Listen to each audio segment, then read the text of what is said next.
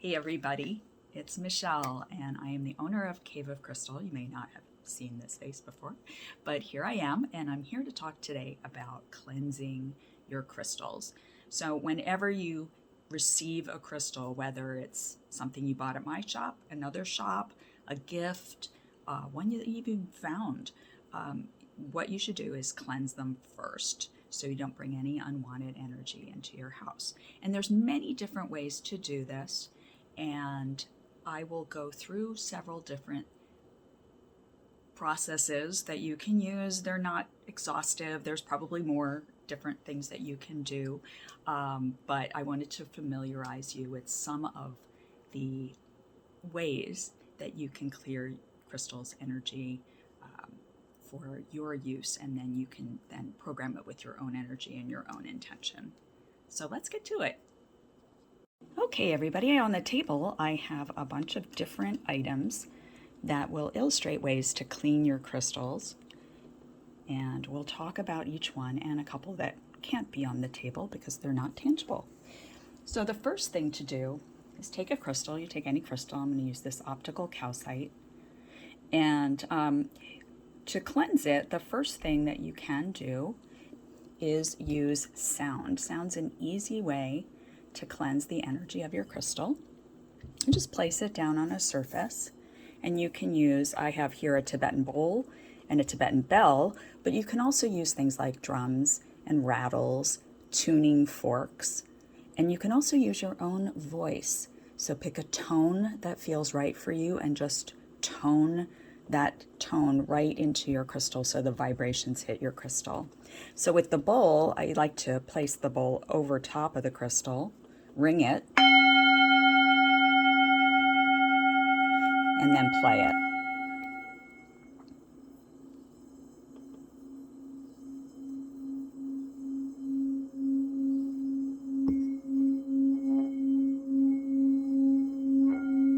And then ring it again.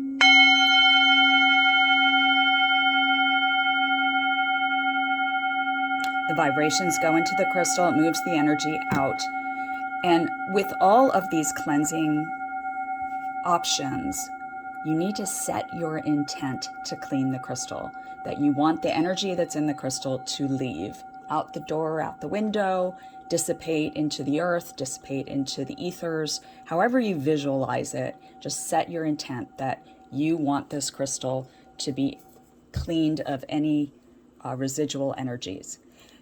So that was the bowl. With a bell, it's the same thing. You just ring the bell over the crystal.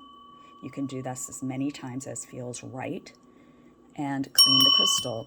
Same thing with drumming, rattling, your voice. That is how to use sound. Another thing that you can do is use water. Now, there are many crystals where you cannot dip them in water. One that is absolutely a no-no is celestite or celestine.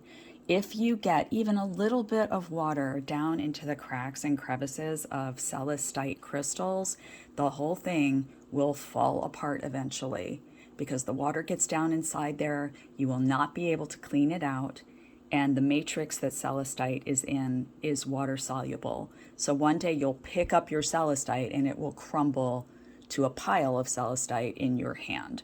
So don't get celestite wet. Another one is selenite, which I will talk about in a moment for cleansing, but don't get that wet either. Calcite, you can get it a little wet. I would not get it super wet. I would not soak calcite. There are lists, and maybe I'll try to pull one all over the internet where you can find lists of crystals to not use in water and to not use with salt, which is the next cleansing tool that I'll show you. So, but you can use that. You can use a little bit of water. You might want to dip your finger and then just trace a pattern on the crystal itself. And again, it's about intention to clean the energy that this crystal holds and make it neutral for your use. You can put a little essential oil in your water as well, but again, make sure that you check to verify that the crystal is not going to dissolve on you or be damaged if you put oil on it. Most crystals are okay with oil because it sits on the surface of the crystal. But if you have something that's crumbly and again, like something like celestite, be careful what you put on it because it will just fall apart. Another thing you can use is salt, like I just mentioned. I sometimes will sit a crystal in some sea salt like such and leave it there for maybe an hour. I'm not going to leave it overnight. I used to bury crystals in salt for really long periods of time, and then they would get dull and pitted.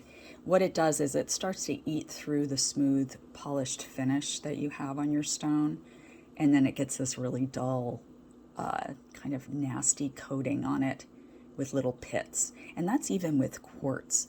You can bury quartz in salt for a short period of time, but don't do like I used to do, which is like bury it for 3 months, because you're going to have problems with your crystal then. But just setting the crystal in the salt like so, and then letting it sit for about an hour sure works that way. So again, with water and with salt, make sure you check to make sure that it is not water soluble and it can't be damaged by the acids, or is it acid? I'm not sure. What is in salt that eats away at crystal surfaces.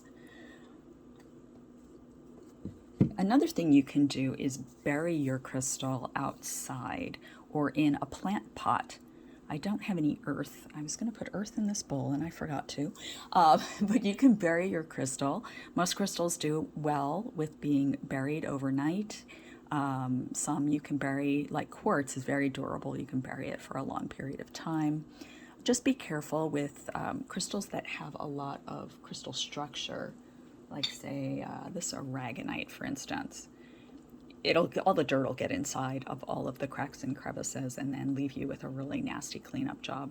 So with crystals like this, with a lot of crystalline structure, you probably don't want to bury them. Again, you can do what I did with the salt. You can take a small pile of earth, set the crystal in it on the small pile of salt or earth, and that will also do the cleansing for you. So getting to celestite, which is something you should never get wet because it does dissolve. Celestite is one of the crystals that never needs cleansing. And it is not only a crystal that doesn't need cleansing, it also cleanses other crystals. So if you have a celestite block, celestite plate, a celestite, I sold circles with different patterns on them. You can use these as charging cleansing plates. So you can put your crystal on it, you can leave it on it as long as you want, and the celestite will transform the energy in the stone and release it. So that's something that is an easy thing to do. You don't need to prep anything or check if anything is safe for your stone. You can just go right on the celestite plate, and then any energy that's held in this stone will not be held by the selenite. It'll just be released. So that is a quick and easy way to clean your crystals, is get yourself a celestite. I keep saying celestite now. A selenite plate. Now we get to smoke cleansing, and as you can see, I have a ton of different things on here. Smoke cleansing, there are many ways to smoke cleanse.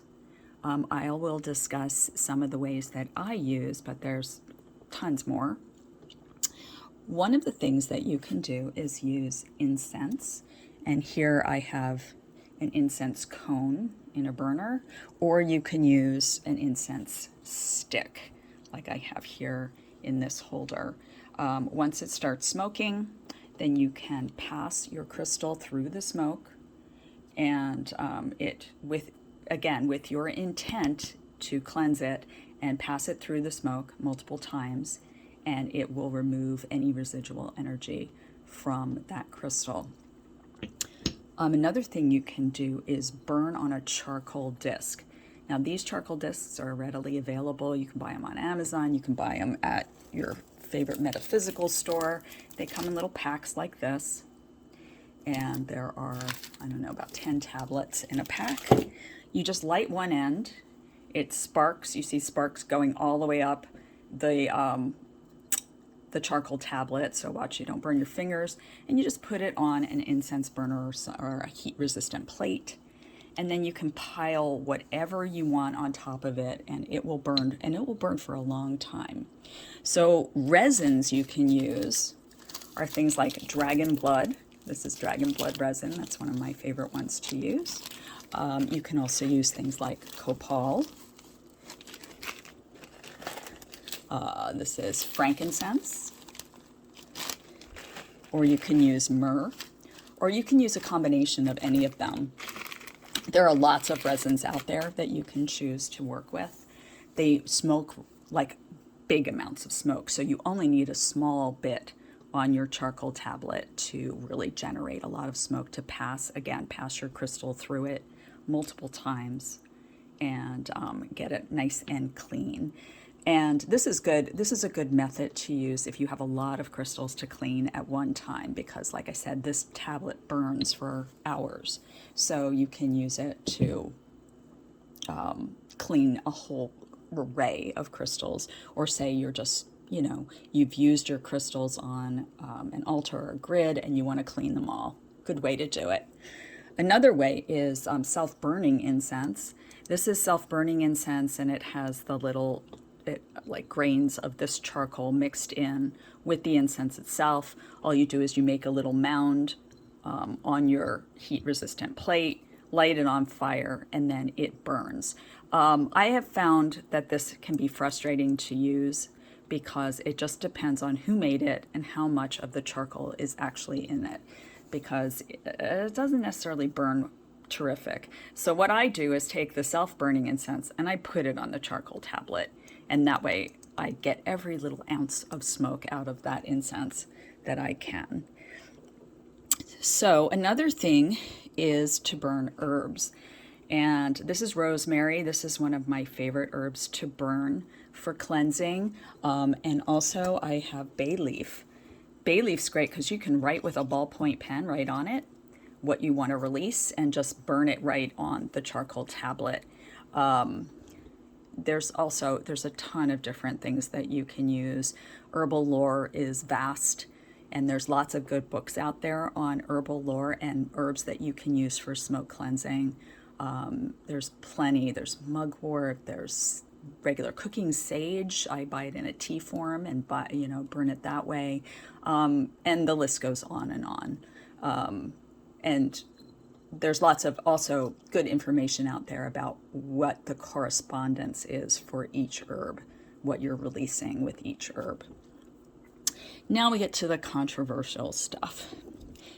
Palo Santo. Palo Santo comes from Central and South America.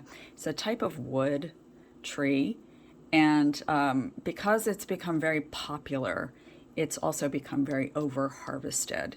So please be mindful where you're getting your Palo Santo from.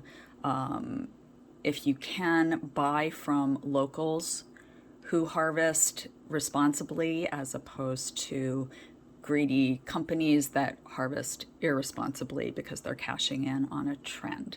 So just be mindful of where that comes from. Another thing is sage. Now this is actually mountain sage, which is really not a sage, it's a type of salvia. Mountain sage grows everywhere in the United States, so any hilly areas. So this is not the type of sage that is become a bit controversial of late. Mountain sage smells a little bit different than white sage, but it still has a very pleasant smell, and it can be used for smoke cleansing of your crystals. Now, white sage, let me talk about that just briefly, because I don't want to get into all of the socio-political information that's out there. There's plenty of stuff out there to read for you to make a decision for yourself. And that's the main thing. You have to decide for yourself. My understanding is that areas where Native people collect their sage for sacred ceremony are becoming decimated again by greedy, irresponsible, just disrespectful people who go in and just cut down every sage plant in an entire sage field and leave nothing but the stub. And those plants, some of them survive and a lot of them don't. So make sure you know where you're getting your white sage from. I really recommend, if you want to burn white sage, that you buy it from a Native American retailer. There are lots of them out there. There's a terrific page here on Facebook called the Social Distance Powwow, and that group was kind of about when the powwows got shut down because of COVID, and it gives us a really beautiful space for people to share their tribal dances, their drumming and singing, and they also have a marketplace for Native American retailers to sell their wares that they would have sold at a powwow. So I would go there to check out any retailers that I would want to purchase white sage from if I chose to burn it. The other thing is, I live in California and white sage grows naturally here. So I have a friend who has it in her backyard.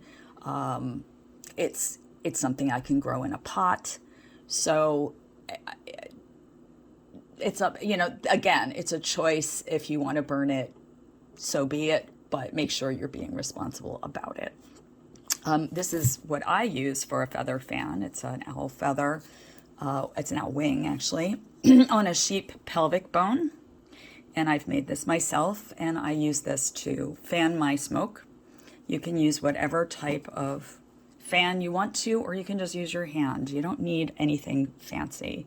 It could be just a feather you found on the ground, or it could be something other, an object that you want to use. You could use the herb itself to fan.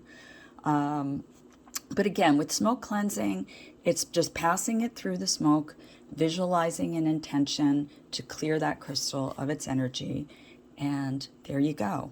Now, the things I can't show on the table are sunlight and moonlight because they're intangible. So you can always place your crystals out in the sun. Make sure that they're not fadeable crystals. So if you're going to leave them out in the sun for any length of time, do not put amethyst, citrine, fluorite, any of your purple colored crystals. They're going to fade. So don't put them out in sunlight for any length of time. You can, of course, put quartz out, and any white crystals in sunlight are going to do just fine.